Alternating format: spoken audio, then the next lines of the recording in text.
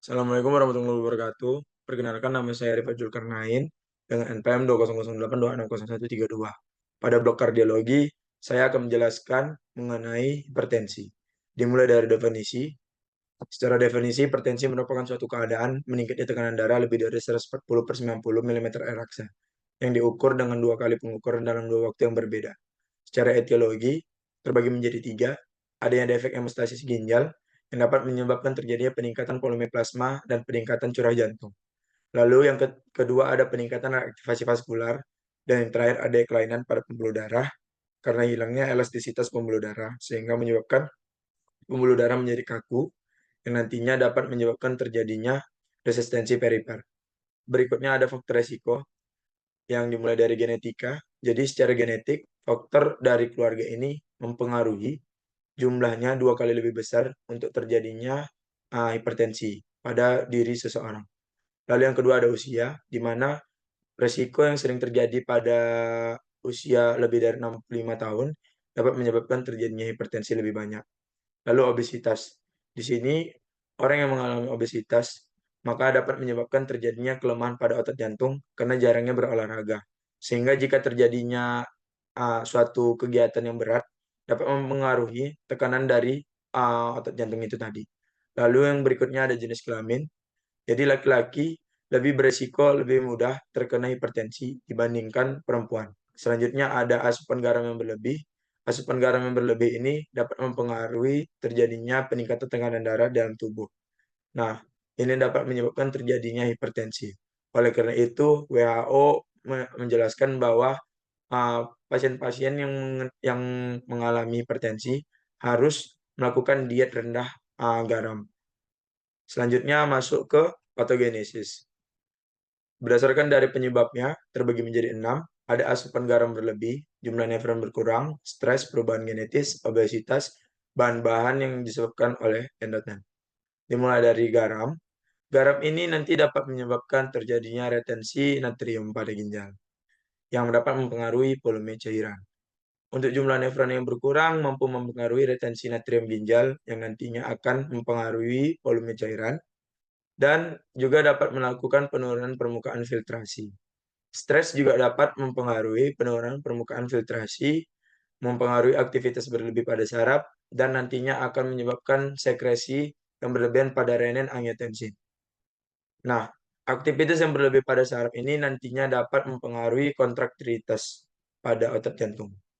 Dan untuk renin-angiotensin yang berlebih ini mampu mempengaruhi kontraksi fungsional dan hipertrofi struktural.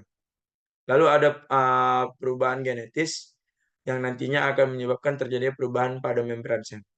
Yang ini nantinya akan mempengaruhi kontraksi fungsional dan hipertrofi struktural. Lalu ada obesitas yang mempengaruhi hiperinsulinemia yang nantinya akan menyebabkan hipertrofi struktural. Dan ada bahan-bahan dari endotel yang mampu mempengaruhi hipertrofi struktural.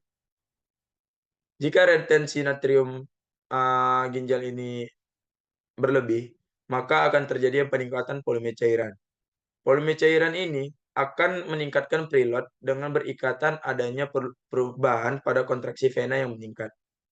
Nah, preload yang meningkat nanti ditambah dengan peningkatan kontraktilitas tadi yang disebabkan oleh aktivitas berlebihan pada saraf, nantinya akan menyebabkan terjadinya peningkatan curah jantung.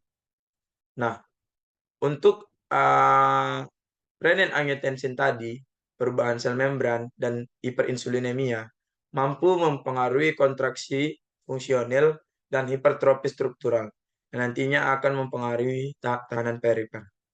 Nah, curah jantung yang meningkat ditambah dengan tahanan perifer yang meningkat, maka akan menyebabkan hipertensi. Di sini akan disebut sebagai proses oteroregulasi, sehingga terjadilah hipertensi.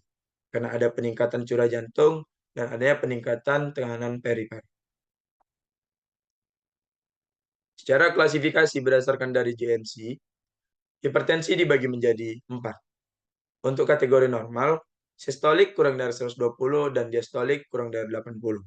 Prehipertensi 120 sampai 139 untuk sistolik, diastolik 80 sampai 89. Hipertensi tahap 1, 140 sampai 159 untuk sistolik, dan 90-99 untuk diastolik. Hipertensi tahap 2, lebih dari 160 untuk sistolik dan lebih dari 100 untuk diastolik.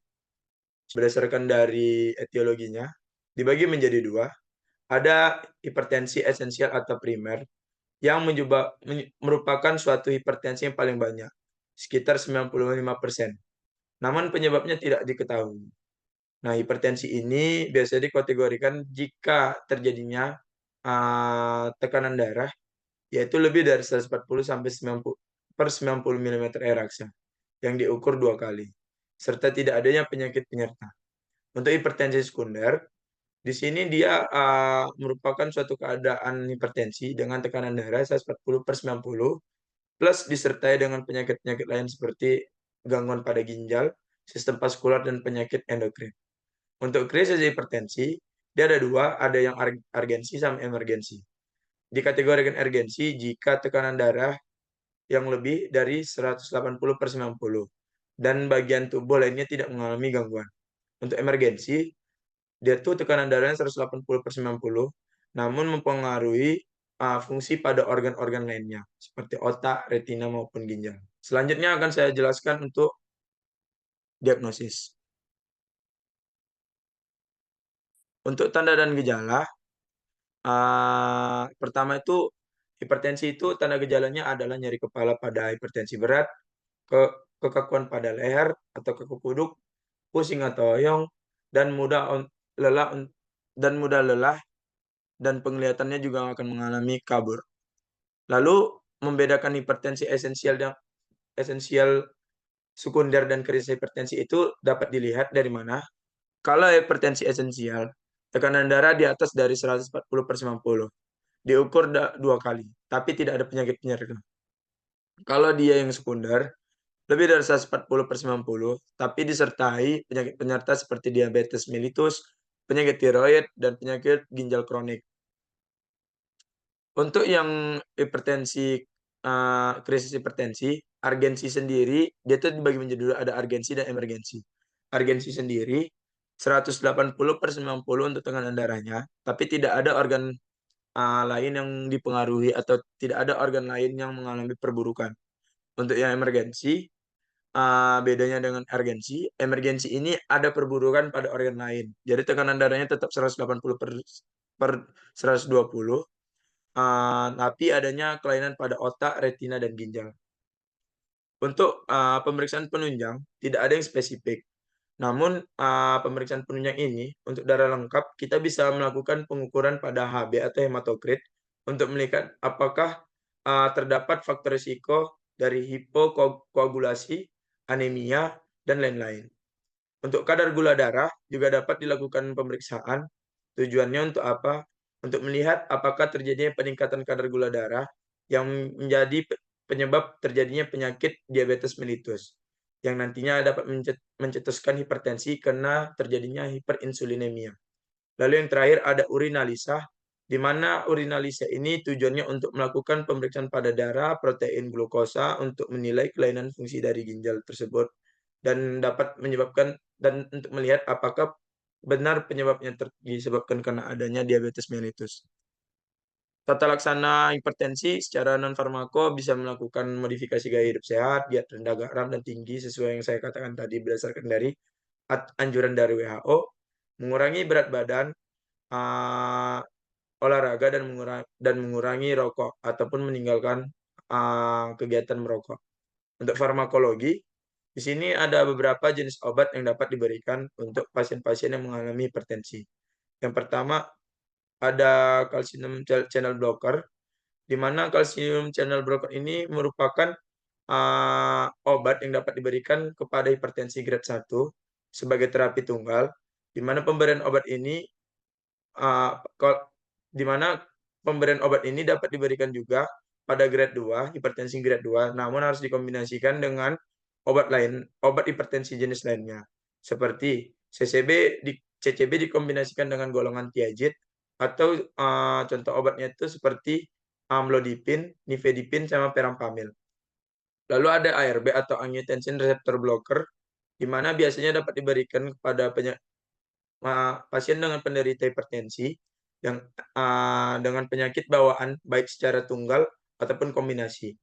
Nah, contoh obat golongan ARB ini bisa valsartan, bisa candesartan, losartan dan lainnya.